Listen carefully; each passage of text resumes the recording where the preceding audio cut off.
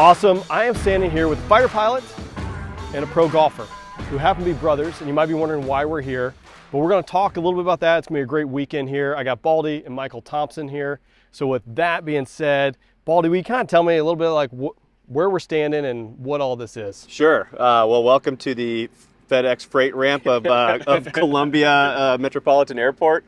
So I belong to McIntyre, Joint National Guard Base, the 169th Fighter Wing, South Carolina Guard. Traditionally, we operate out of McIntyre, right? So we have our own facility.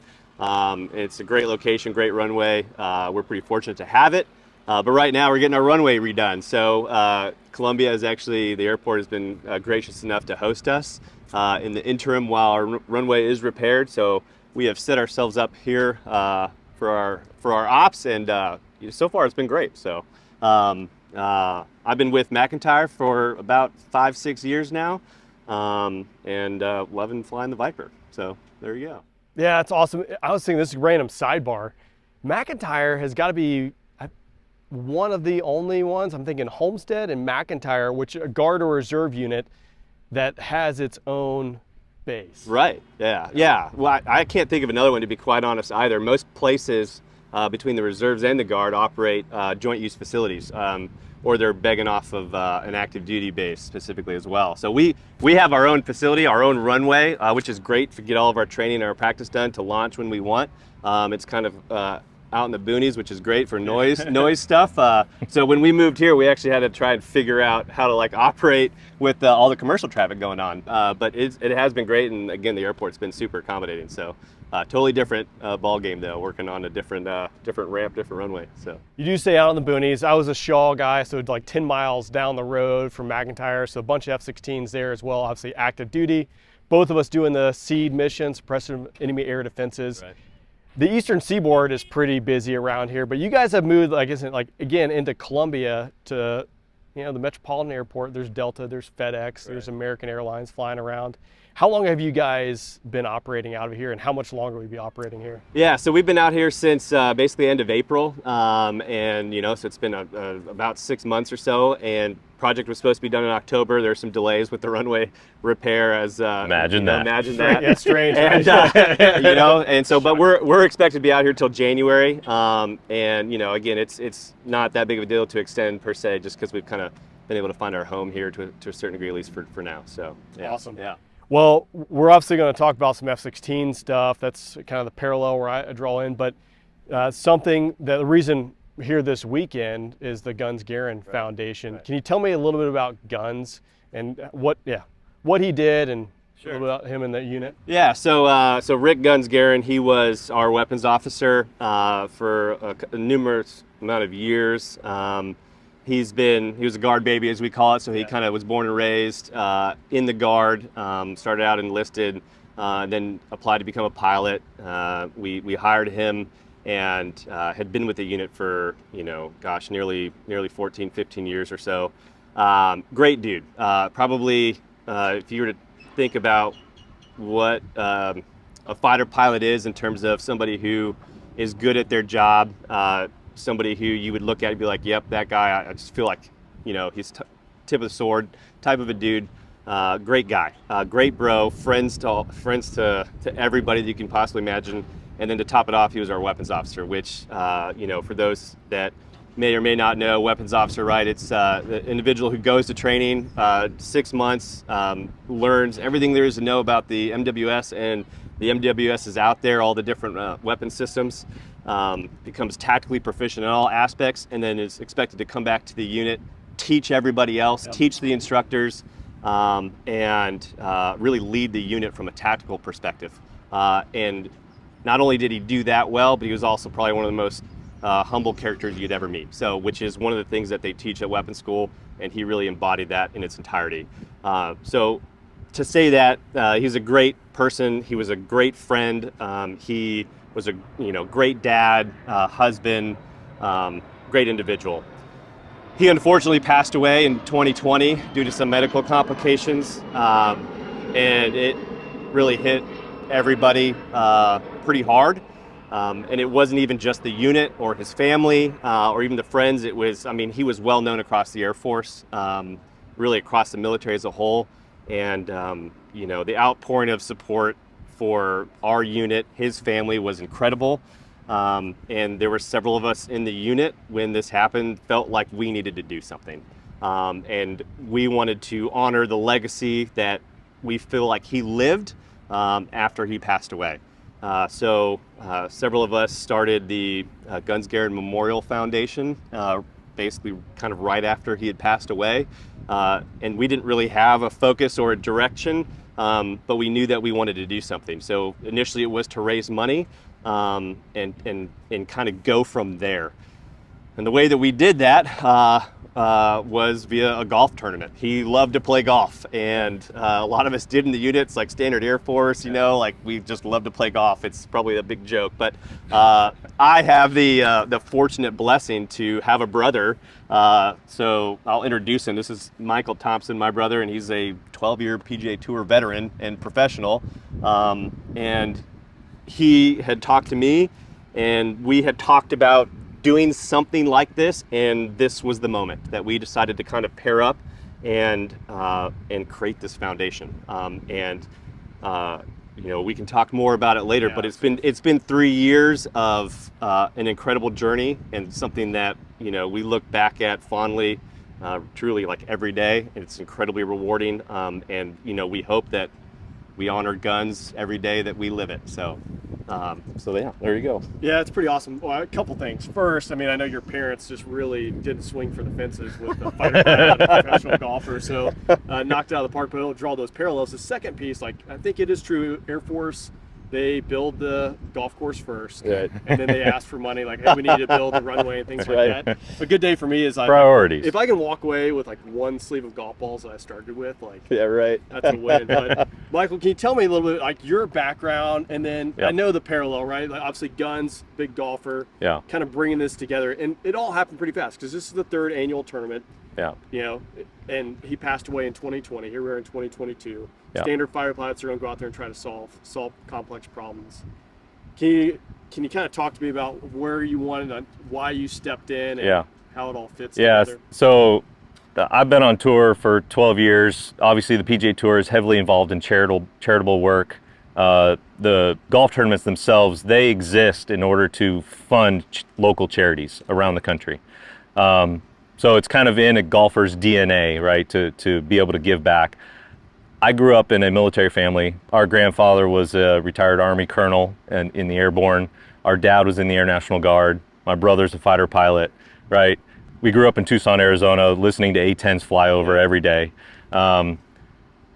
If I wasn't a great golfer, I would have joined the military myself. So I've always had a passion for the military, and wanted to find a way throughout my career to be able to give back.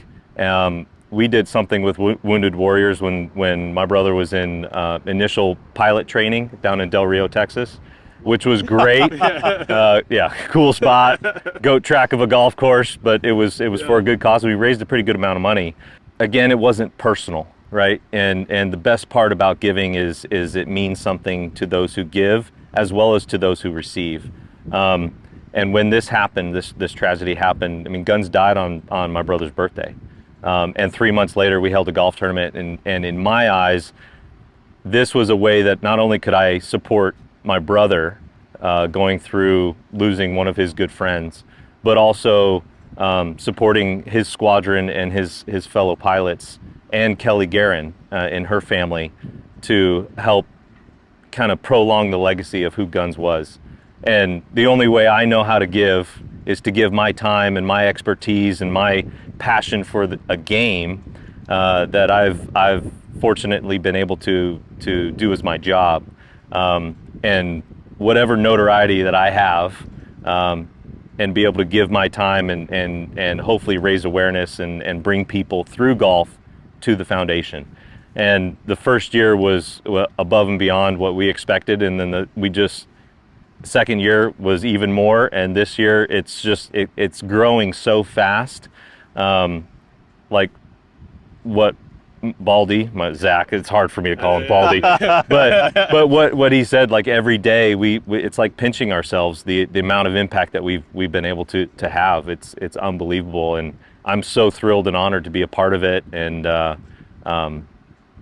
It's just so cool to be part of a foundation that means so much.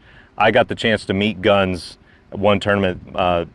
Zach and Guns came up to the Wells Fargo in Charlotte, and got to meet him after one of my rounds. I think his dad was with him. So that was my first introduction. I wish I would have been able to play golf with him. It sounds like he would have been a cool guy to play golf with. But that's awesome. I want to hit on the impact. We're going to talk about this more in depth later on, but kind of the surface level. You know, you're taking something which is obviously it's the absolute worst possible thing in someone's life, right? What Kelly and the girls are going through and his family's going through. And taking that and pivoting it and turning that energy around into something positive is monumental. Like, that's not an easy thing. I don't know if I could do it, so I have a lot of admiration for people who can do that. Can you tell me, in just the short infancy, because really 3 years is not that long in a foundation, just a little bit about what the foundation has been able to do and kind of where it's going? Sure. Yeah. So, I mean, again, it started as we didn't really have much direction. I mean, it started with we want to raise money, and we don't really know what we're going to do with it. It was just a matter of, seeing what we can do. And, again, we had a great first year where we were able to gather about $30,000. And then the next question was, what do we do with it? And kind of what we decided was, okay, well, where's the initial need? And the initial need was other people that are going through something similar. Really, we would be nowhere without Kelly, because Guns' wife, because she was the one that kind of gave us that initial idea of what to do, what our initial direction was. And that's kind of what we decided on. And there was an immediate need, and there was an immediate impact. And when that happened, it was, it was like, wow, there is the need. This is incredibly rewarding. We don't want to stop. So then the next question was, well, how do we pivot from there? And the other thing that Guns was passionate about was aviation. So we knew that we wanted to support other veterans and other families that were going through similar situation, but we also wanted to do something in the field of aviation. So, it's difficult to get into a career in aviation at times. It's sometimes not well advertised. And so we decided that we wanted to try and connect people to that career field and be able to try and build that passion. And then, so the next thing we did was a fly-in, and we were able to raise money going in towards that. Got some help from the state, which was incredible to see that they had as much enthusiasm as we did. And then we were able to give out some scholarships, and we've had people go out solo and earn their pilot's license, all under the efforts that the foundation has kind of gone through, and then again with a little bit of direction from Kelly, and for her to have the strength to be able to kind of direct that is incredible. And then now we've gotten to the point where again we're having more success, and we can pivot again, and now we're trying to focus on another piece of veterans and their families, which is a mental health initiative that we're starting, which is a critically important facet for veteran health overall, and that's a new direction that we're going. So it's kind of been these several pivots that we've had to see where we can do the most good, and really at the end of the day we kind of laugh at it. We're like, who knows what we'll be doing in 10 years, right? And what kind of impact we'll have, and but to say ultimately our mission as it has evolved to this day, we are focused on helping veterans and their families. We're focused on veteran mental health, and we're focused on, improving the passion of aviation kind of throughout the United States. So that's kind of where we're going right now, and we'll see where we go later on. So love it. So Baldy, he's got to jump in one of these jets pretty soon Yeah. to go out there and rip around Sound of Freedom. But I want to hit on real quick, if people want to get involved or want to learn more about the foundation, how do they do that? Sure. Yeah. So you go to gunsgarin.com. That's our website. You go at Guns Garin Instagram, YouTube.